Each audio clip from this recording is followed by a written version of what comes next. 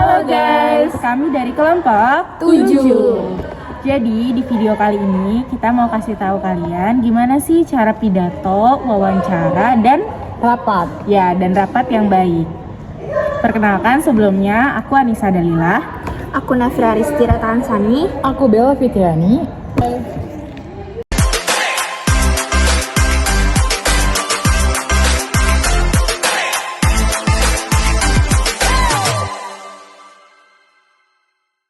Assalamualaikum warahmatullahi wabarakatuh. Perkenalkan, saya Nafira Ristira Tansani dari kelompok 7 MP 2022B. Di sini saya ingin sedikit menjelaskan mengenai pidato sebagai komunikasi publik. Oke, baik, yang pertama itu ada pengertian pidato. Menurut ahli, yaitu Auriga Maulana tahun 2008, mengemukakan pidato ialah suatu ucapan dengan memperhatikan susunan kata yang baik untuk disampaikan kepada orang banyak. Lalu menurut saya, pidato adalah bentuk komunikasi lisan yang disampaikan oleh seseorang kepada khalayak umum atau audiens dalam berbagai konteks seperti acara formal, sosial, politik, atau keagamaan. Selanjutnya ada tujuan pidato. Tujuan dari pidato ini bisa bermacam-macam, yaitu mulai dari menyampaikan informasi, menginspirasi, memberikan pemahaman tentang suatu topik, atau memotivasi audiens. Lalu ada unsur pidato. Unsur pidato ini ada 5, yaitu yang pertama komunikator, yang kedua pesan, yang ketiga sarana, yang keempat komunikan, dan yang kelima tema. Di sebelahnya ada jenis-jenis pidato, yaitu yang pertama bidang politik, yang kedua kesempatan khusus, yang ketiga kesempatan resmi, dan yang keempat pertemuan informatif. Lalu selanjutnya ada metode pidato. Metode pidato ini ada 4 jenis, yaitu yang pertama metode penyampaian naskah atau manuskrip, yang kedua ada metode penyampaian dengan menghafal, yang ketiga ada metode penyampaian impromptu, yang keempat ada metode penyampaian extemporer. Oke, sekian sedikit penjelasan dari saya mengenai pidato sebagai komunikasi publik. Selanjutnya saya akan menayangkan video yang saya praktikkan menggunakan metode pidato manuskrip atau dengan penyampaian naskah. Oke, silakan ditonton.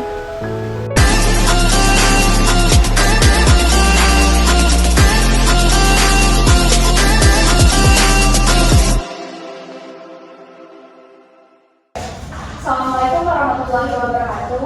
Waalaikumsalam warahmatullahi wabarakatuh. Salam sejahtera bagi kita semua. Om Swastiastu, Namo Buddhaya, salam kebajikan. Yang terhormat hadirin sekalian, pada kesempatan yang baik ini, marilah kita awali dengan ucap puji dan syukur kepada Tuhan Yang Maha Esa.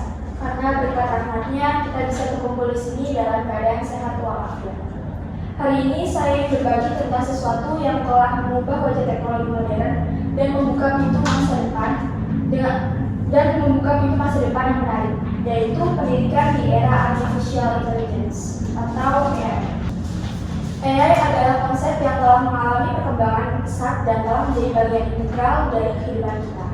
Ini bukan hanya tentang robot yang cerdas seperti yang sering kita lihat dalam film-film fiksi ilmiah, tetapi juga tentang teknologi yang memungkinkan komputer dan sistem untuk melakukan tugas-tugas yang sebelumnya.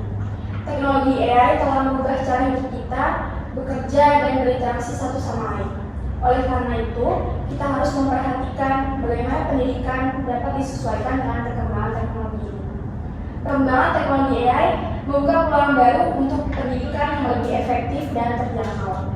Dengan adanya AI, kita dapat meningkatkan pengalaman belajar melalui teknologi seperti augmented reality dan virtual reality. Penggunaan AI dalam pembelajaran juga dapat membantu guru dan pengajar dalam menyediakan kurikulum yang disesuaikan dengan kebutuhan setiap siswa secara individual. Namun, di era teknologi AI ini, kita juga harus memastikan bahwa teknologi ini tidak menggantikan peran guru dan pengajar dalam proses belajar mengajar. Guru dan pengajar tetap menjadi sosok yang sangat penting untuk memberikan pengarahan dan bimbingan bagi siswa. Oleh karena itu, kita harus memastikan bahwa pendidikan AI digunakan dengan bijak dan seimbang. Pendidikan di era perkembangan AI juga harus dirancang untuk mempersiapkan siswa dalam menghadapi perubahan teknologi yang cepat dan semakin maju.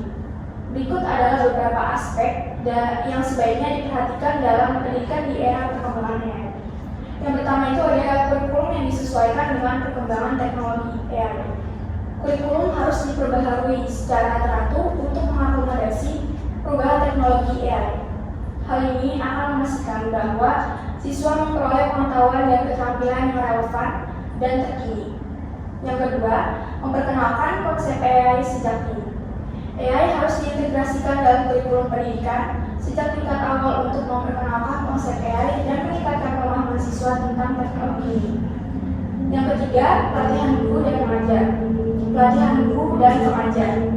Guru dan pengajar harus diberikan pelatihan yang cukup dalam penggunaan teknologi AI, sehingga mereka dapat membimbing siswa dengan baik dalam memahami teknologi ini dan memaksimalkan manfaatnya dalam proses pembelajaran. Penggunaan teknologi AI dalam proses pembelajaran dapat memfasilitasi belajar mandiri, pengalaman belajar yang lebih interaktif, dan memberikan umpan balik yang cepat dan akurat bagi siswa.